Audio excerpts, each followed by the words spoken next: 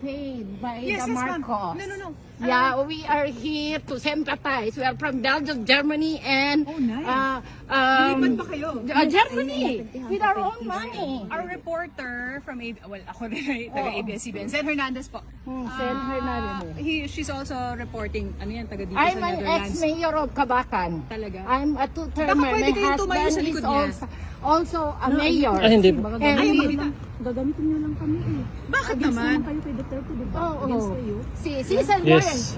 She tried to check the health of our president. He's an 80 years old by March 28. So pwede nga po, He was diba? kidnapped in the Philippines. Oo. Kasi parang we will mention na nandito yung supporters. Sa totoo lang, syempre may magsasabi na hindi pinapakita ang supporters now. We're showing Oh, people. yeah. That's what You we're can looking show for. us that we are not paid. Yes, Yeah. sir. And he's my husband. Are you married to Alice? Yeah. Yeah. He married at the From Manila. Bamanya. From the Philippines. Yeah, we Yeah. saw over Sis, here. kanina lang sis, oh.